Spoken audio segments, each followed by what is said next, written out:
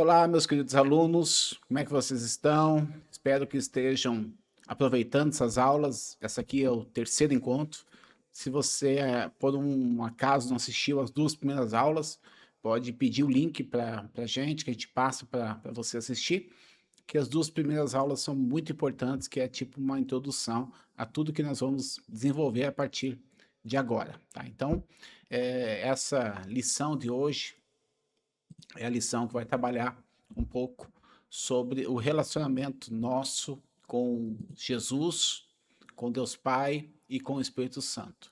Então, este relacionamento, que é a proximidade de Deus conosco, é o propósito que a Bíblia traz, né? A restauração do relacionamento da humanidade com Deus. Então, se nós colocássemos assim um tema para a Bíblia, né? Conhecer a Deus, lógico, mas também de restaurar o relacionamento de Deus com os seus filhos, tá? Então, nós vamos observar e vamos perceber como que isso acontece aí na dinâmica, né? Desde a criação nós vimos que houve a intenção de Deus de manter a humanidade próxima. Houve o pecado, houve a queda. Com isso, houve a separação da humanidade.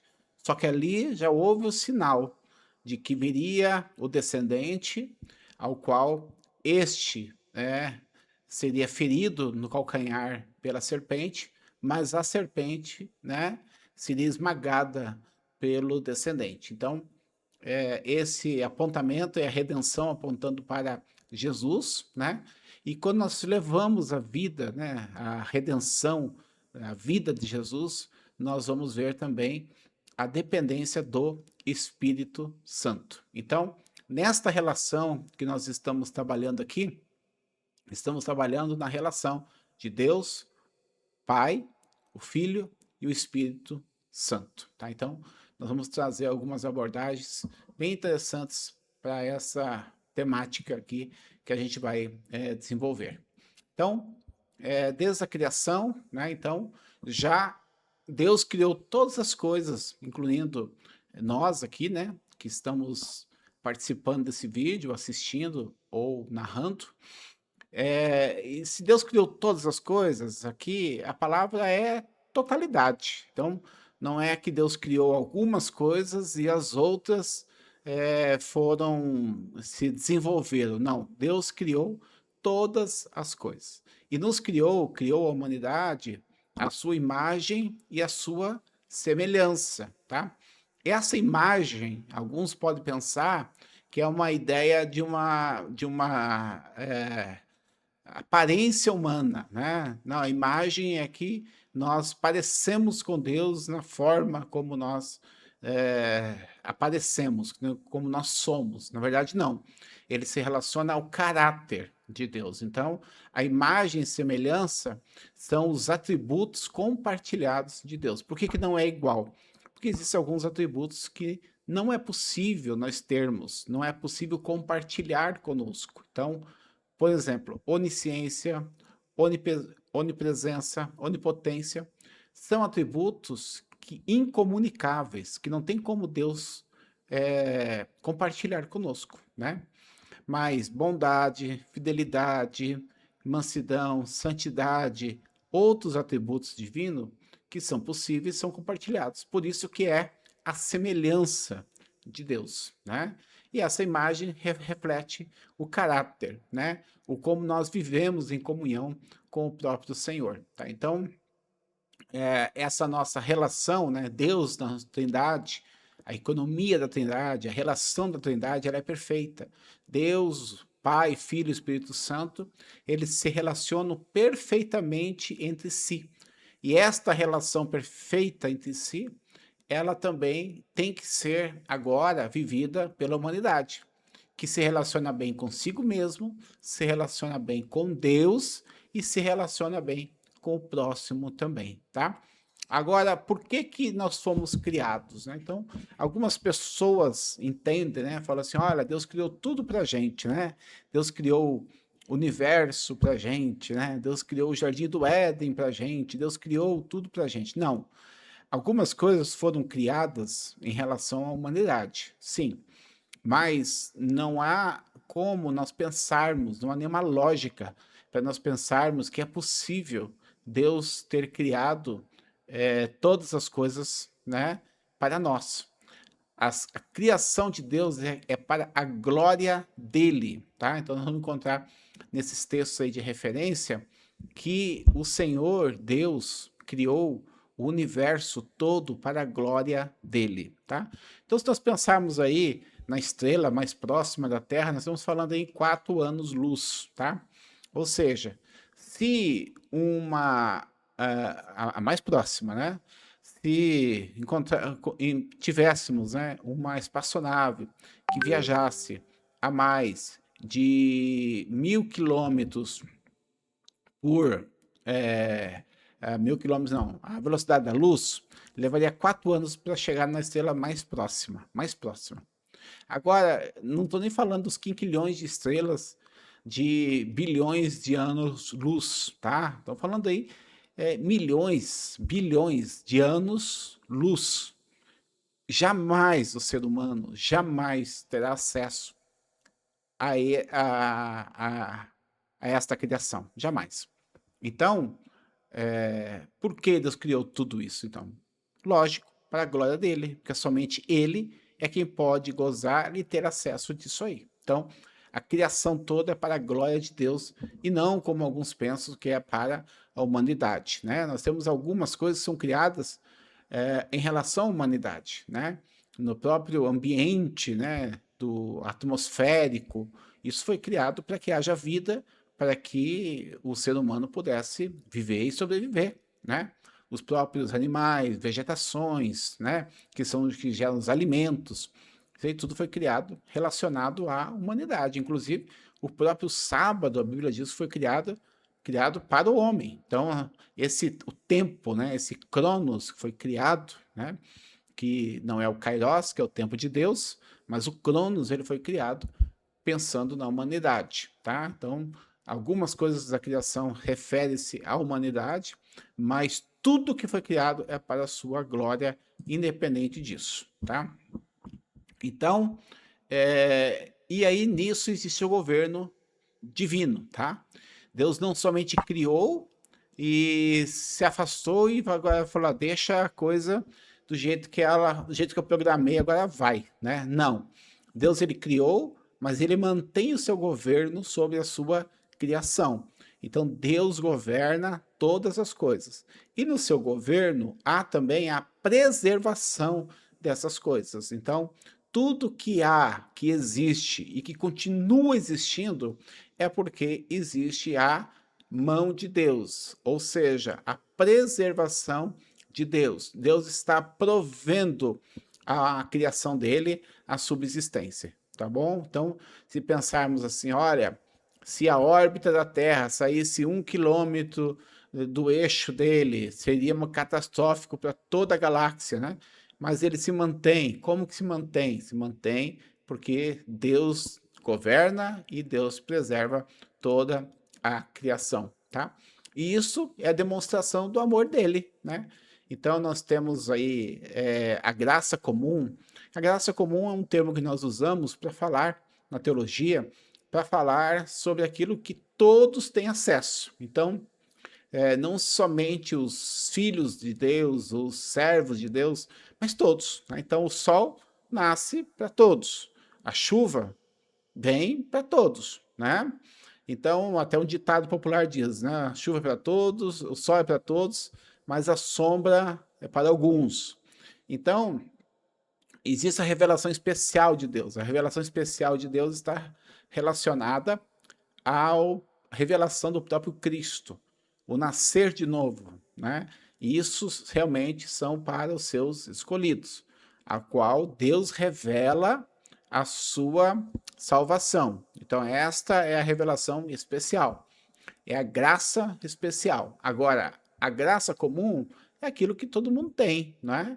Todos têm o amor de Deus pelo ar que respira, todos recebem esse benefício, né?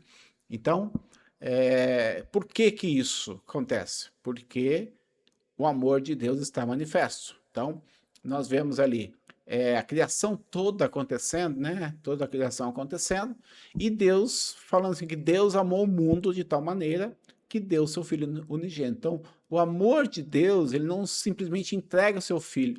Entregar o filho é o ápice desse amor, mas ele mantém, ele sustenta toda a sua criação, inclusive aqueles que não o servem, que não o glorificam e que não o exaltam, né? Então, pensando na humanidade, o que, que houve com essa ruptura? Então, nós falamos de um relacionamento que precisa ser restaurado? Sim. Por quê? Porque houve uma ruptura.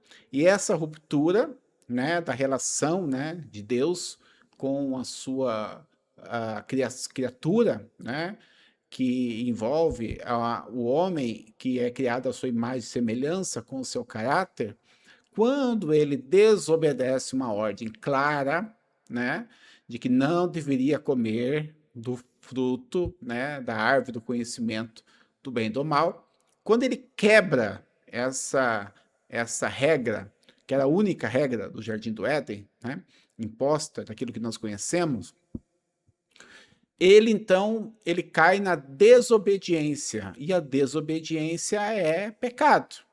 Com isso, aquele ser humano, né, fica maculado, ou seja, manchado, sujo pelo pecado, marcado pelo pecado. Então, nós temos esse texto em Gênesis 3, onde é apontado que a desobediência causa a queda do ser humano, né?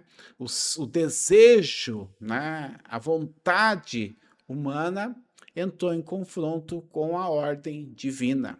E com isso, né, houve então a queda, né? Ter o conhecimento, se igualar a Deus, é algo que está, né,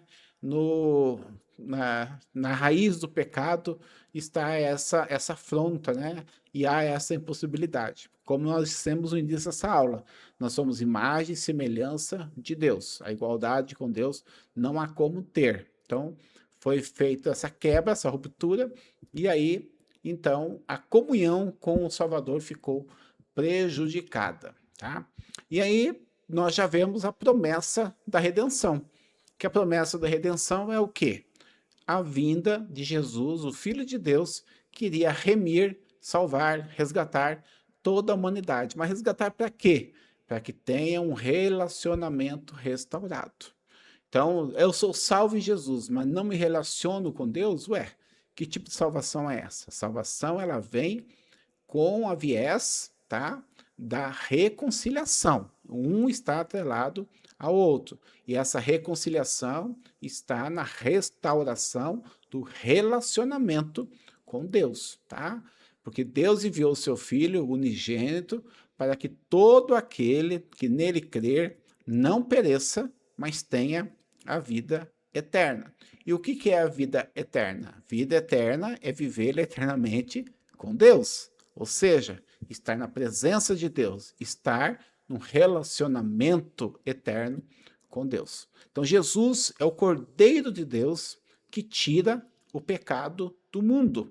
Então, Jesus é o sacrifício. Então, lá no Antigo Testamento, havia seu sacrifício, né, dos cordeiros, aos quais ele simbolizavam, então, o perdão dos pecados. Então, o judeu ia lá, levava o cordeiro, o sacerdote o sacrificava, e através daquele sacrifício simbolizava, então, o perdão de pecados, que o perdão teria que vir através do derramamento de sangue, conforme era previsto em Levítico, né? Na lei estava previsto esse acordo.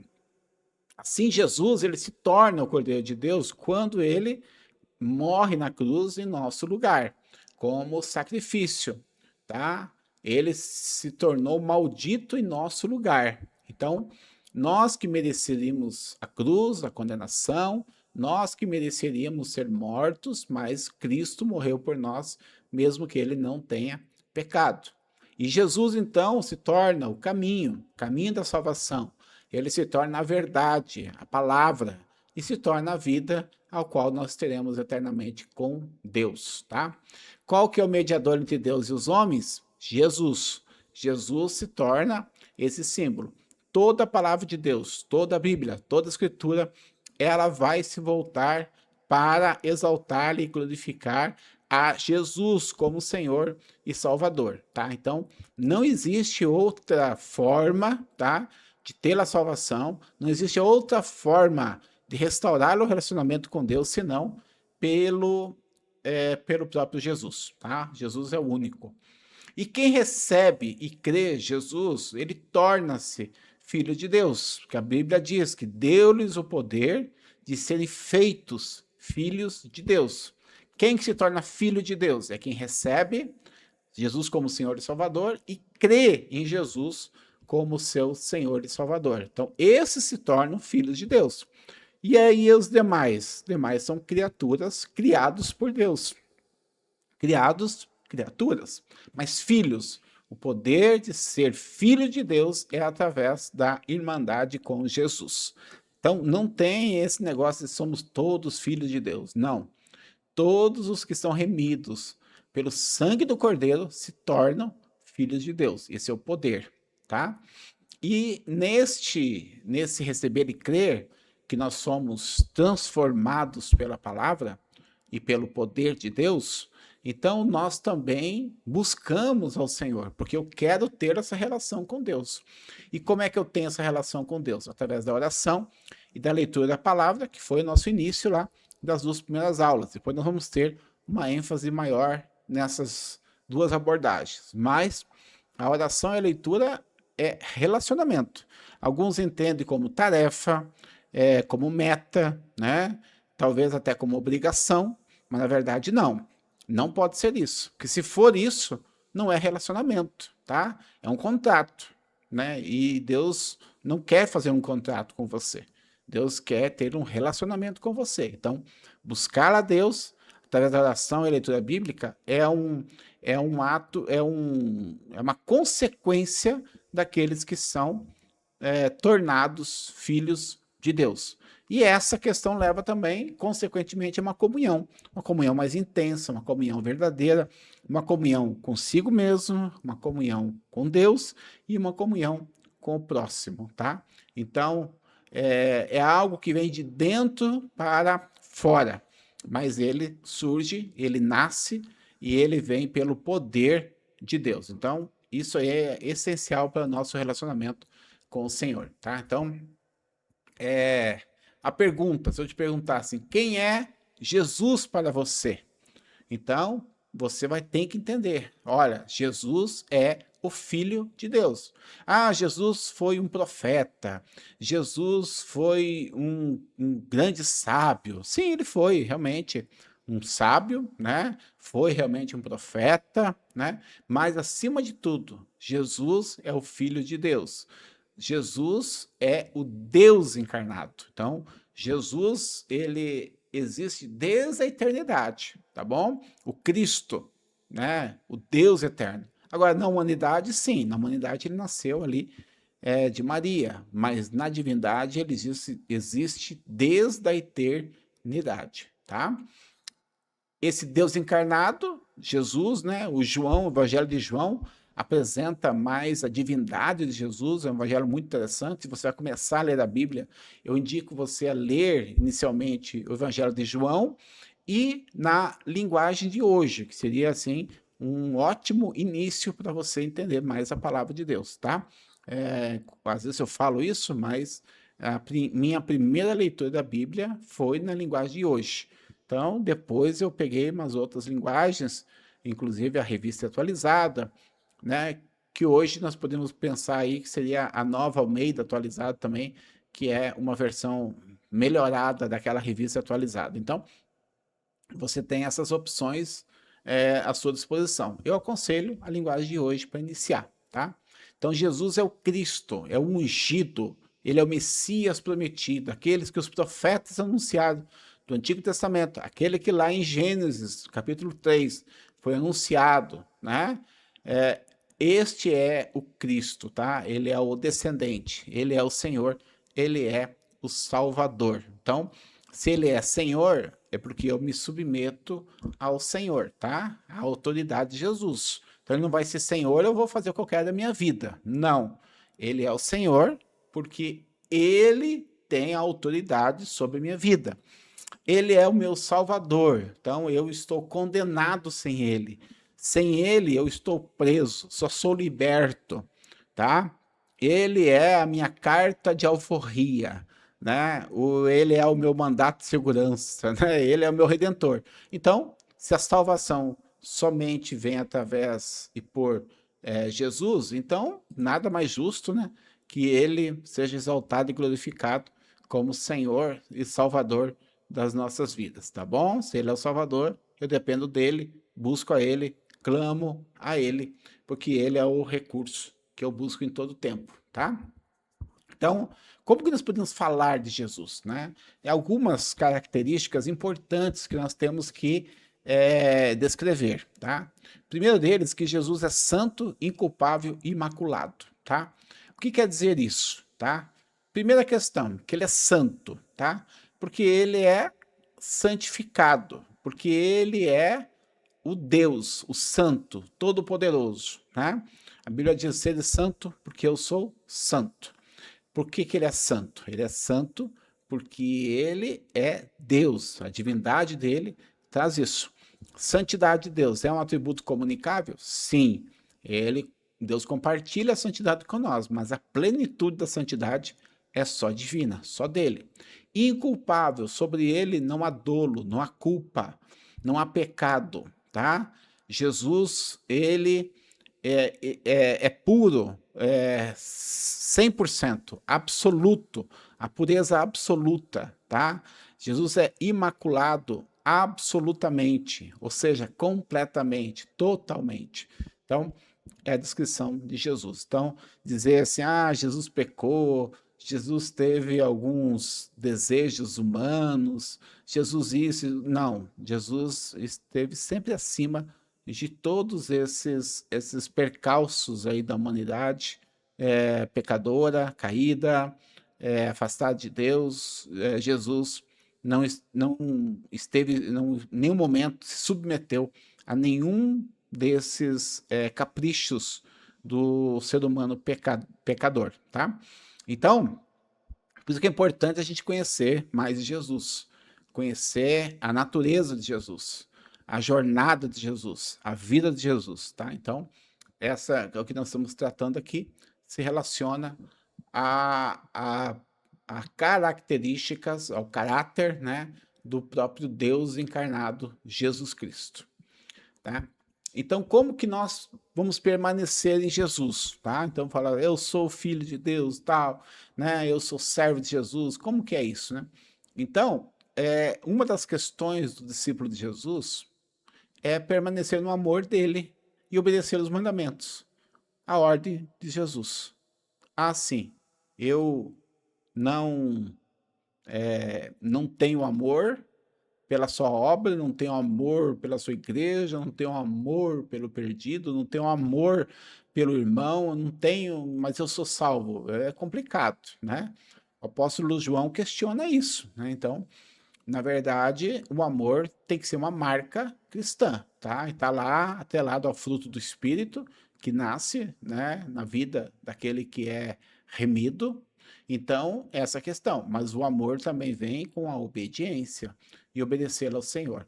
Outra questão para permanecer em Jesus é ter intimidade. Então, nós estamos falando de relacionamento aqui, né?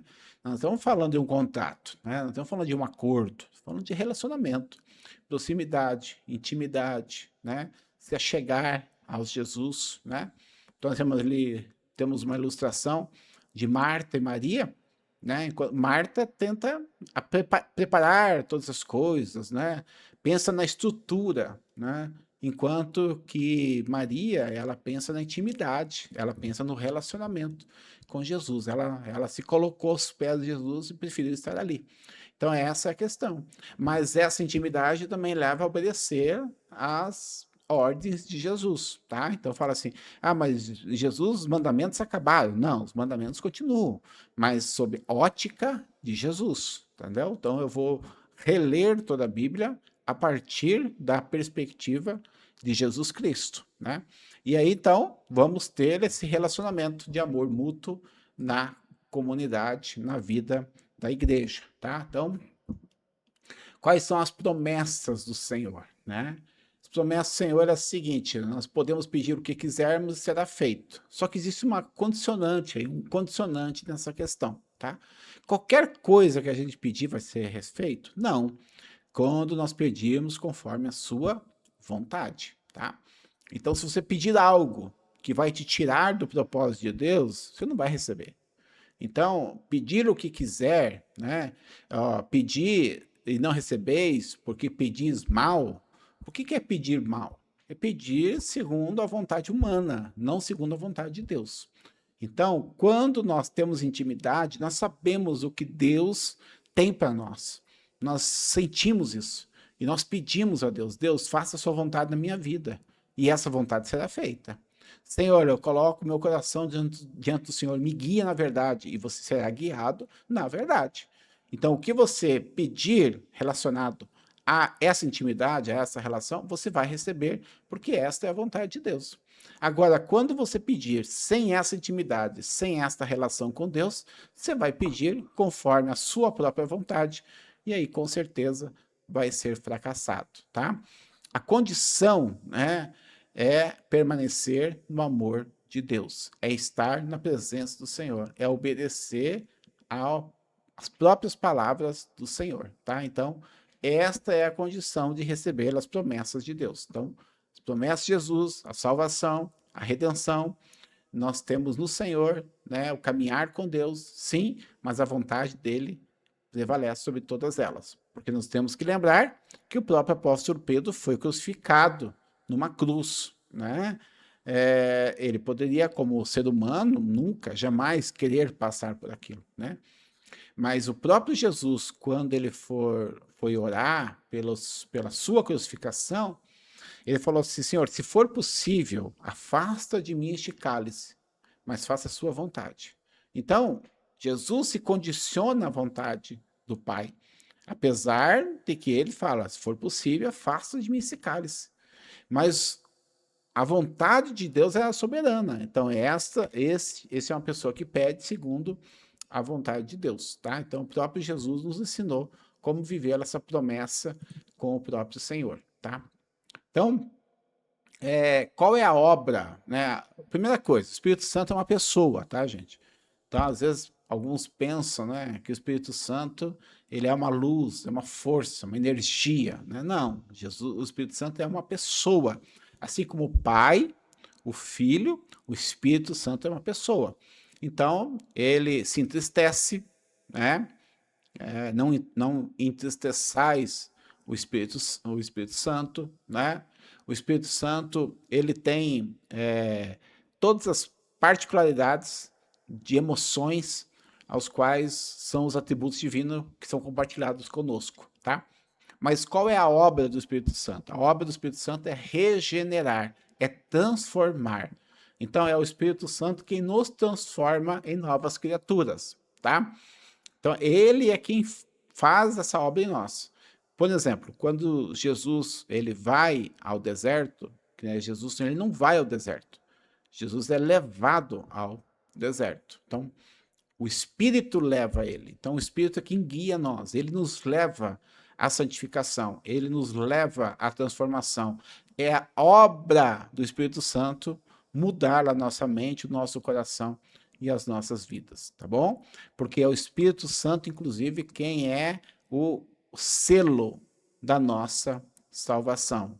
Ele tem esse galardão, né? Em Cristo, né? Nós temos a salvação e é o Espírito Santo que nos garante esta herança, porque o Espírito Santo é quem habita em nós. Então, ele habita no crente e ele então faz essa obra no crente e ele que garante, porque ele há de completar a boa obra que iniciou em vós, tá? Então, e o que nós somos então? Então, nós somos templo do Espírito Santo. Então, nosso corpo, a nossa vida, a nossa essência, a nossa mente se torna o templo do Espírito Santo, tá? Nós não nos tornamos divinos, né? Poderosos por causa disso. Pelo contrário, servos. Mas o Espírito Santo não apenas ele tem uma relação com nós de visita, né? Ele habita em nós. habitar em nós. Então, é diferente do que nós vemos no Antigo Testamento, a relação do Espírito Santo era mais de visitas do que de presença permanente. Tá? Então, a habitação do Espírito Santo vem através do sacrifício de Jesus, que estabelece a igreja, e na igreja, então, se estabelece a habitação do Espírito Santo junto aos seus filhos. Tá? E isso, logicamente, leva a uma santidade, né? Então, o que é a santidade? Santidade, santa, ser separado, escolhido, salvo, remido. Somos santificados no Espírito Santo. Deus é santo, requer que nós sejamos santos também. O santo não é aquele, gente, que não comete erros, tá? Ah, aquele que é certinho, esse é santo. Não. A ideia do santo é aquele que é salvo, santificado em Cristo Jesus, que é habitado pelo Espírito Santo na vida dele, ele é tratado por Deus, tá? A santificação é um processo que leva a vida toda nossa e somente vamos terminar esse processo quando nós morrermos ou quando Jesus voltar, que na verdade nós seremos transformados aí no corpo plenamente e completamente também. Então, ter o Espírito Santo não é suficiente. Nós temos que ser cheios do Espírito Santo, tá? E esse ser cheio do Espírito Santo tem uma expressão ali em Efésios, falando com salmos, hinos e cânticos espirituais, né? Então, existe o cheio, né, que ele chega a transbordar. Agora, existe aquele que tem a presença do Espírito Santo, mas ele não aproveita disso, né? Ele não se deleita nisso, ele não saboreia isso, ele não aproveita este benefício de ter a presença do Espírito Santo na sua vida constantemente. Então, é lógico que a sua relação com o Espírito Santo ela é pequena, aí ele vai ter um crescimento pequeno também, né? Então, nós temos que buscar essa santidade em Deus, de relação com Deus e proximidade com Ele, de tal forma que nós possamos crescer na presença do Senhor. Então, essa expressão espiritual, que é falar, cantar, louvar, adorar ao Senhor, ser grato a Deus, né? Viver uma gratidão contínua, reconhecendo Deus em todos os seus caminhos, em todas as suas questões, mesmo as difíceis, né? Reconhecer que Deus está à frente, se sujeitar, tá? Sujeito, né? Que se coloca abaixo do Espírito Santo, com a sua autoridade, já falamos sobre obediência, que também vai, e uma adoração contínua, né? Eu adoro o Senhor em todo o tempo, eu exalto, louvado seja o Senhor, né? Como Jó também, né? Nu vim a este mundo, nu voltarei, né? Glória a Deus, louvado seja o Senhor, Deus Santo, Todo-Poderoso é o Senhor da minha vida. E aqui, nós já viemos falando sobre isso, né? Quem vem fazendo a aula vai tendo essa questão do fruto do Espírito, né? E aí nós temos os gomos, aí, né? Amor, alegria, paz, paciência, bondade, fidelidade, mansidão, amabilidade, domínio próprio. Tudo isso vem relacionado, né? À nossa relação comigo, com o próximo e com o próprio Deus, tá? Então, o fruto do Espírito, como nós já vimos falando, ele surge do Espírito Santo, então não é a obra da carne, não tem como eu desenvolver a paciência, eu desenvolver a bondade, eu desenvolver a alegria, a paz, bondade, fidelidade, não tem como. Isso é fruto do Espírito, ou seja, ele nasce através de uma relação com o Espírito Santo. Então, eu tenho que ter uma relação de intimidade com Deus para que esse fruto nasça na minha vida, tá? Nessa relação com Deus também, quando nós nascemos de novo, nós recebemos dons, ou seja, habilidades. Habilidades para o quê? Para edificar a igreja do Senhor, tá? Então, para que servem os dons? Ah, para mostrar as habilidades, para exaltar o fulano, né? Para mostrar como o ciclano tem uma capacidade e tal. Não, é para edificar a igreja. Se ela não tiver esse foco, ela perdeu a sua base. Então, a base dos dons é para edificar a igreja de Cristo. Todo cristão, pelo menos um dom, tem recebido. Recebeu um dom, pelo menos um dom, tá? E existe também a diversidade. Então, na igreja, não é todos que vão receber o mesmo dom. Pessoas vão receber dons diferentes. Cada um tem uma finalidade, um chamado.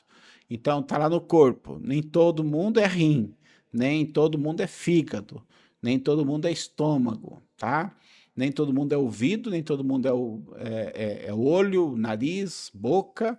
Cada órgão, cada um tem a sua atribuição específica e assim também funciona a igreja, tá? Então nós temos aí praticamente 3 colunas que nós podemos dizer de dons, né? Tem dons de liderança e ensino, dons de serviço e ministério e dons de manifestação espiritual, tá? Liderança e ensino, né? O dom apostólico, né? Que é relacionado aos 12 apóstolos especificamente, mas também, né? Ao envio, né? Nós temos aí uma ideia também missionária com relação ao ministério apostólico, né? Os profetas, tá? Que ainda nós temos aí uma versão, né? Do Novo Testamento também, do ministério profético, evangelistas, pastores, mestres, ensino, né? Dom da exortação, tá? Presidir, liderança, variedade de línguas e interpretações de línguas, tá? São dons aí de liderança e ensino, tá ok? É, Aí os dons do serviço e ministério, serviço, ministração, contribuição, misericórdia, ajuda e administração. E nós temos os dons de manifestação espiritual, que também está relacionado à profecia, palavra de sabedoria, palavra de conhecimento, fé, dons de cura, operações de milagres e discernimento de espíritos, tá? Então, nós podemos aí futuramente pensar num estudo sobre dons, né? Trabalhar cada um desses aqui, mas aqui para ver como há diferentes dons, tá? Esses dons são as matrizes, tá? Não esses aqui, vamos contar aqui, 9, 14 e 21. Ah, tem 21 dons na igreja, mas repetiu ali profeta, então são 20 dons na igreja. Não, não é 20 dons. Aqui é a matriz, tá? A manifestação desses dons, ele vai vir de várias formas. Então, por exemplo, hoje na igreja, nós temos ministérios diferentes. Por exemplo, nós temos ministério de teatro. Ali tem dons ali sendo manifestados. Então, aonde que está? Está nesse conjunto de matriz aqui, está relacionado o dom aí de teatro, né? Decoração, pessoas que colocam o ambiente ali, decoram, ambientalizam ali o culto, os eventos, atividades e tal. É dom que Deus dá. Onde é que está aqui nesses itens aqui, né? Pode não aparecer aqui, mas os dons são para edificar a igreja e construir os ministérios da igreja, e a missão da igreja também está relacionado aos dons. Quem que dá os dons? É o Espírito Santo. E o Espírito Santo dá dons à igreja conforme a sua missão. Então, cada igreja local, ela tem uma distribuição de dons relacionado ao projeto que Deus tem. Então, a melhor forma de entender a missão de uma igreja local é entender os perfis que a igreja tem, né? Os dons que ela tem ali dentro. Então, a partir daí, ele consegue entender o propósito da própria igreja local, tá? Então, de uma maneira bem prática aí, para nós podermos aplicar essa aula, né? Nós podemos entender assim, que a nossa relação, a relação nossa com Deus é a essência, tá, do chamado divino. Então Deus nos chamou para uma reunião protocolar, né? Não nos chamou para preencher um quórum, não é para isso. Deus nos chamou para termos relacionamento com Ele. E esse relacionamento é uma vida de fé. Fé é o quê? É acreditar, é crer, é estar na presença dEle, é confiar nele, é a dia estar aprendendo, tá? E também, com isso, vem a questão do crescimento espiritual, né? Que é buscar um relacionamento mais intenso, mais profundo, mais verdadeiro com Deus Pai, o Filho, Jesus e o Espírito Santo. Este relacionamento da Trindade é essencial para a nossa caminhada cristã, tá? Então, quais são as ações que eu posso ter que vão me ajudar a esse crescimento contínuo, tá? O hábito de estudar e meditar na palavra, como eu já falei, não adianta ler a palavra, é meditar, é pensar sobre ela, né? Também a comunhão, os laços que nós temos, né? Na igreja. Então, como que está o seu relacionamento com a igreja, com as pessoas, com a sua casa? Aí vem a comunhão. O serviço, né? Que é como você serve. Você tem servido a igreja? Você tem colocado os seus dons à disposição do ministério, do reino, para a glória do nome dele? Você tem feito isso? Então, isso também é essencial, tá? E aí o testemunho seu, você tem testemunhado a graça, a glória do Senhor Deus? Você tem testemunhado isso? Então é algo que é importante também para você ver. Então nós temos aí essa continuidade da presença de Deus, a comunhão, como servimos e como testemunhamos também. Então tudo isso faz parte da nossa caminhada cristã. Vamos assistir um vídeo agora que está relacionado a esse ensino que nós estamos falando hoje e vai complementar aí o que nós vimos especial também, falar um pouquinho mais sobre dons, mas vai complementar o que nós vimos até agora. Ao lermos na palavra de Deus acerca dos dons, podemos constatar que existem várias porções que tratam sobre os dons. Entre elas nós temos Romanos, os textos de Coríntios, Efésios, Pedro, enfim, vários textos. Ao vermos tantos textos, nos surge a pergunta: como podemos conciliar todos estes dons e como eles são classificados? A palavra de Deus nos diz em 1 Coríntios 12, de 4 a 6 que: ora, os dons são diversos, mas o Espírito é o mesmo. E há diversidade nas realizações, mas o mesmo Deus é quem opera tudo em todos. Aqui a palavra de Deus classifica os dons de 3 formas, tendo cada um as suas diversidades, chamando-os de dons, serviços ou ministérios e realizações ou operações. No grego, a palavra dom tem a mesma raiz que a palavra graça. Significa que o Espírito Santo dá algo gratuitamente, sem que nós venhamos a merecer. Sim, isso exclui inteiramente a ideia de merecimento pessoal da parte de quem recebe. Ao conferir os dons espirituais, Deus é absolutamente soberano. 1 Coríntios 12, 11 e no versículo 18 diz assim: mas um só e o mesmo Espírito realiza todas estas coisas, distribuindo-as como lhe apraz, a cada um individualmente. Mas Deus dispôs os membros, colocando cada um deles no corpo, como lhe aprouve. Logo, uma vez que foi dado imerecidamente a nós por Deus, como Ele quis, portanto a glória pertence somente a Deus, e não ao crente que possui o dom. Sendo que a glória pertence somente a Deus, então deve haver muita reverência na manifestação dos dons do Espírito, porque eles vêm de Deus. O Senhor pode operar através dos diversos dons em qualquer membro, em qualquer ocasião ou lugar. Os dons espirituais estão na igreja, em vez de estar apenas na pessoa, para realizarmos de forma mais eficaz a obra de Deus. A palavra nos ensina como Jesus evangelizava usando os dons espirituais. Por exemplo, no encontro de Jesus com Nicodemos, ele usou o dom da palavra de conhecimento. Quando Jesus teve encontro com a mulher samaritana lá em João 4, ele utilizou o dom da palavra de conhecimento. Quando Jesus encontrou com o leproso, ele utilizou os dons de curar. No encontro de Jesus com um jovem em Marcos 9, ele utilizou o dom de discernir espíritos. Quando Jesus acalmou a tempestade, ele usou o dom de operação de milagres. Vejamos agora o interrelacionamento entre os dons e o fruto do Espírito.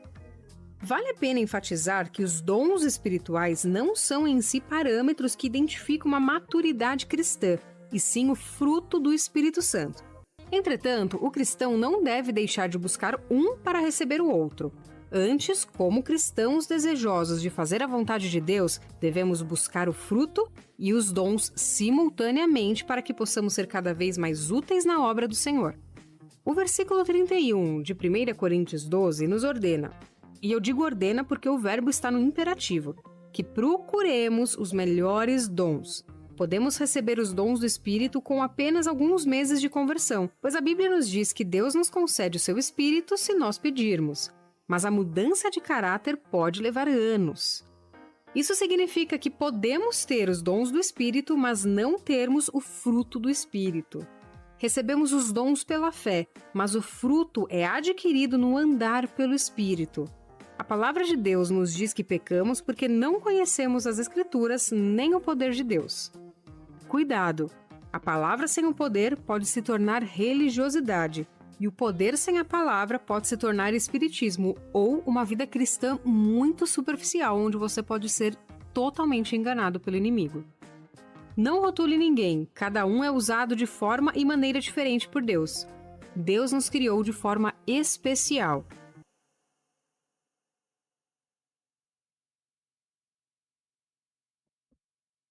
Amém. Que Deus abençoe. O desafio para você memorizar é o texto de João 3,16, porque Deus amou o mundo de tal maneira que deu o seu Filho unigênito para que todo aquele que nele crê não pereça, mas tenha a vida eterna. Esse texto é conhecido como o coração da Bíblia.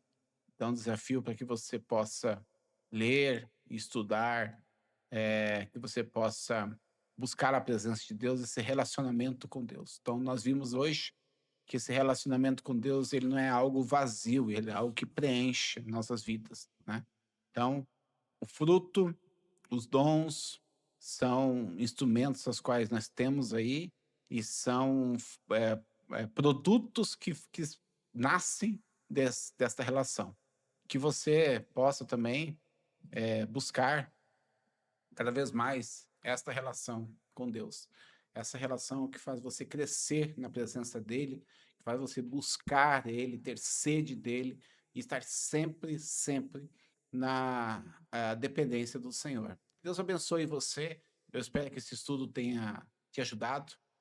Você pode assistir ele mais de uma vez, mas eu acredito que se você pôr em prática o que você ouviu aqui hoje, colocar-se à disposição de Deus, buscar os seus dons, buscar o fruto do Espírito, que envolve todos os gomos, né, desse fruto, você com certeza vai ser uma pessoa transformada pelo poder de Deus, transformada como filho de Deus.